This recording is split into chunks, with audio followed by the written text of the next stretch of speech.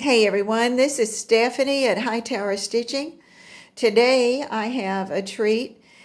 My topic is related to quilting and it's collaboration and colors. And at the end of the video, I'll give you some patterns that you can use to fill in the blocks. Stay tuned. I'd like to share with you a quilt that I just finished quilting, and it was for my sister-in-law, who is an avid quilter and quilted a long time.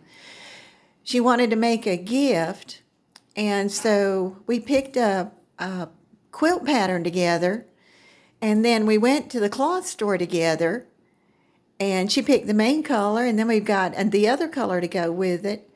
And she did a beautiful job. She sewed it on the sewing machine, the pieces together, and then handed it to me to quilt.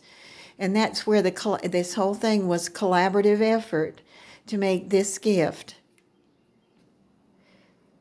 The quilt pattern that we chose was called the Pinwheel Puzzle, and it appeared in the McCall's April 2018 quilting magazine.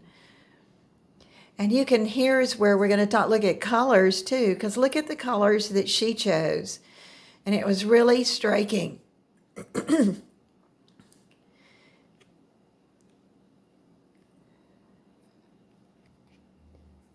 that's what's so much fun about quilting. You find a pattern and then you do the colors.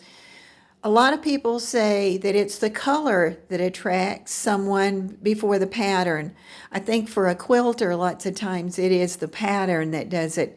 But if you notice, a lot of people go for the colors they're in a quilt, they will match their homes. So this one ended up with 72 of these blocks that had the pinwheel in it. And it was a really nice pattern, because here you had a square and then you had a strip added and another strip, and that made your blocks. But the fun thing was, if you look, they're not turned the same direction, and that's what made it really attractive, that they were just floating around in there. And so the quilting that I did was just this boxy look. I went across one way, and then I went back the other way, and I had it fixed, and I could do it from one side to the other. But then each one of the boxes had a 5.5 inch square inside that was two colors.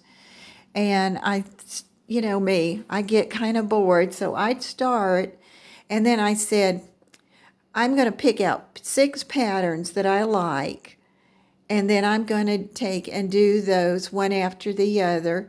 And I made myself a chart with 72 blocks, and I put the numbers in there so that as I went through the quilt, I didn't have to worry about what the next pattern was.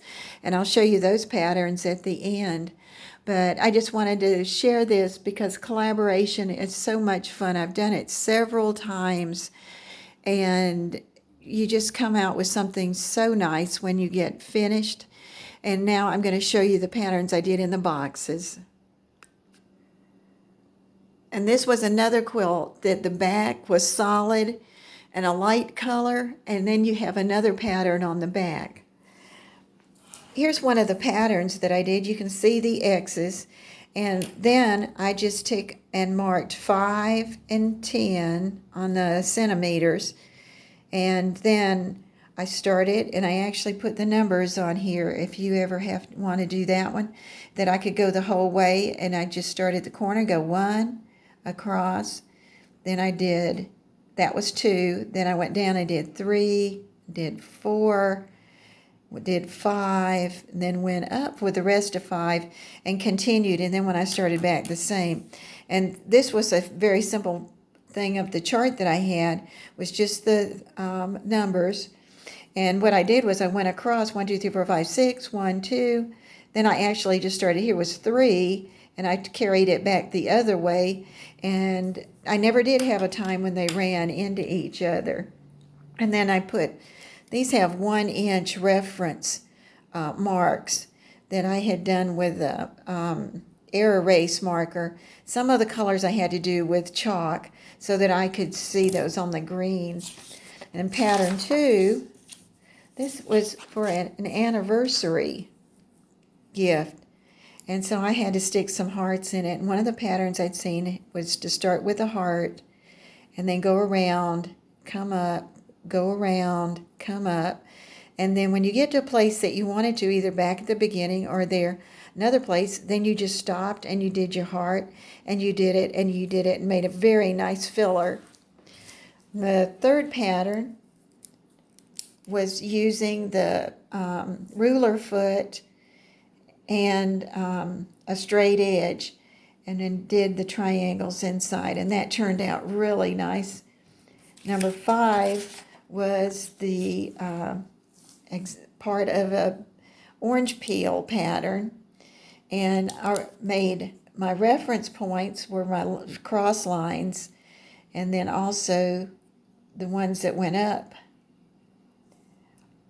and up, and then I just started in here again.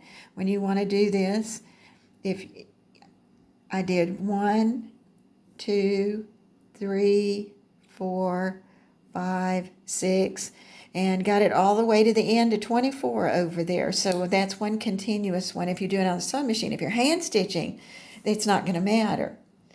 Then the next one was just the wandering flowers from a starting point with the circle, circle, make a pretty flower, circle, circle, make a pretty flower.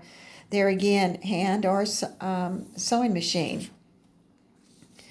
And then number 6 pattern was just fun. I had divided it, I had a line because I had 2 different colors in the box. So I went up and down and up, and this time stuck a little loop in it, came down a loop, went up and did a loop. And if you hold your body straight with the way you're sewing it on the sewing machine, then you don't really need to put reference lines in there. You can just go up, or you could put a reference point and then turn it and then travel back, and there's a block for you to do. Lots of the things that I do, I have in my Etsy store under Stephanie Kitchens or Hightower Stitching. Go there and check it out. If I've forgotten anything, I will put it in the description. If this was helpful and you enjoyed it or liked something or please hit subscribe, which doesn't cost anything, and then like and leave a comment. Thank you.